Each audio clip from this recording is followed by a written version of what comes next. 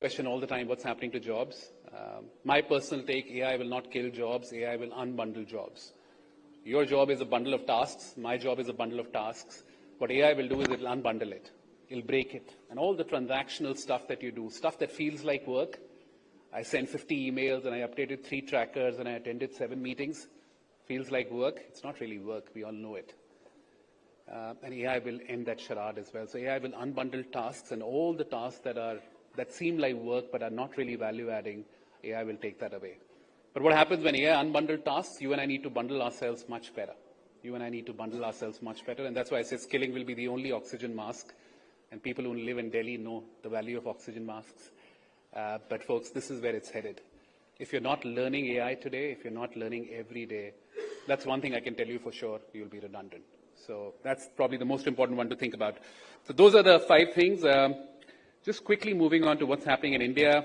And I think India is at a very interesting time, and we'll see this throughout the week. I hope I can make this work. Give me one sec. Perfect. But I think what's happening in India is quite interesting, right? Which is we're obviously seeing massive capital outflows in the country. We're seeing real talent come up. We're seeing real policy changes, and we'll see a lot more of that this week. And then we're seeing market demand come together like never before.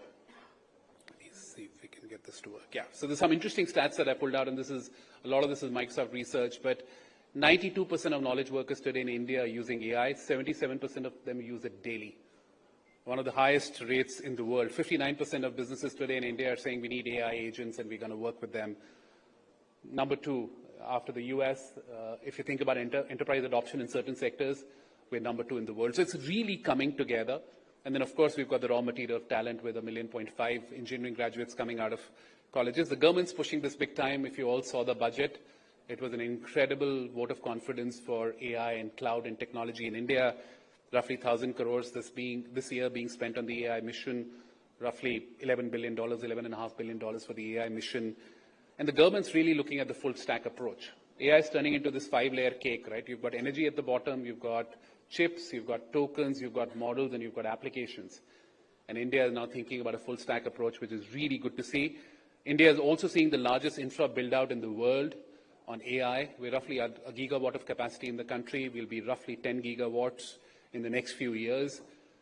Just Microsoft, we're putting in $17.5 billion over the next few years to build the largest data center capacity in India. But this data center AI boom in India is coming.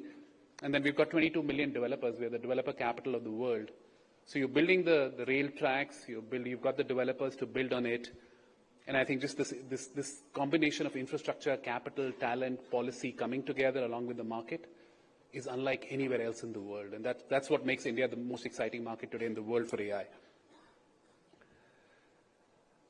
Let's see if we can move this. The Impact Summit, which we are all thrilled about this week, folks. We're all so excited. We're close to 700 events happening this week. But I think what matters to me is the 3 themes that the summit is pushing this week: people, planet, and progress. And every technology wave asks the same question: who does the technology work for? Who does it benefit? With AI, India has the opportunity to lead this as Global South. And this week will be incredible to see this. And it's amazing to see policymakers, business leaders, CEOs, researchers come together this week to really come together and learn and put a point of view on AI. This is truly national transformation strategy in action in India this week, and I hope all of you make the most of it.